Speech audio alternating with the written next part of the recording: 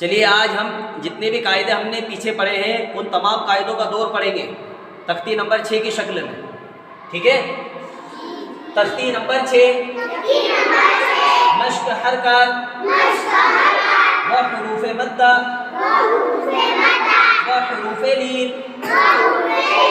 کتنے قاعدے پڑھے ہم نے؟ حرکات، حروف مدہ، حروف لین، ٹھیک ہے؟ حروف مدہ کے اندر کھڑا زبر، کھڑا زیر، الٹا پیش، ہے نا؟ 3 قاعدے یہ بھی، یعنی کل ملا کر ہم نے یہ قاعدے پڑھے ہیں، ان کی آج ہم مشق کریں گے کہ کس طریقے سے ان کو پڑھنا ہے، ٹھیک ہے؟ جیسے ہم نے حرکات کے اندر زبر والا قاعدہ پڑھا، با زبر با، اس کو جلدی پڑھنا ہے، بالکل بھی نہیں کھینچنا ہے۔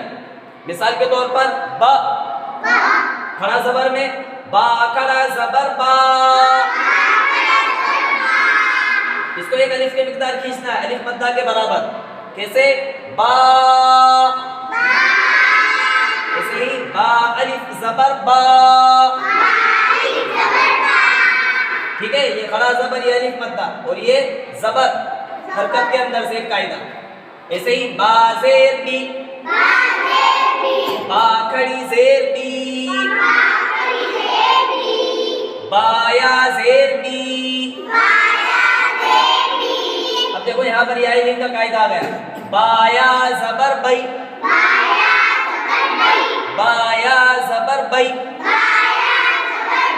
با پیش بو، با الٹا پیش بو، با واو پیش بو، با واو زبر بو، جیم واو پیش جو، جیم واو زبر جو، جیم یا زیر جی، جیم یا زبر جئی، جیم کھڑی زیر جی، ٹھیک ہے؟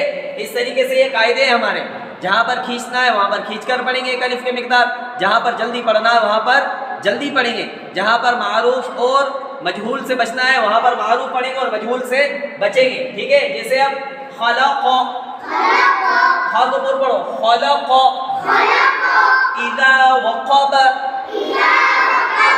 اذا وقب، وَإِذَا قُرِئَ، ہم نے جو شکلیں پڑھی نا، یا کی 4 شکلیں، دیکھو یا حمزہ کی شکل میں آیا، وَإِذَا قُرِئَ، یہاں پر یا نہیں پڑھنا، حمزہ پڑھنا، وَكَوَاعِبَ، وَكَوَاعِبَ، فِي جِيدِهَا، يَقُولُ، فَعَقَرُوهَا،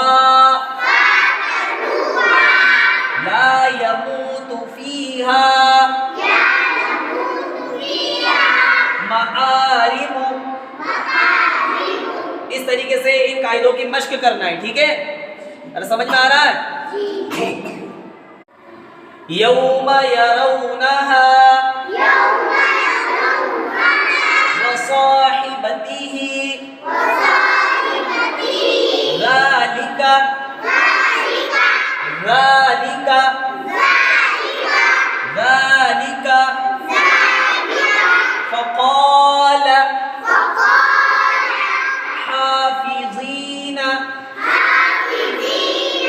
وأوتي كتابه، وأوتي كتابه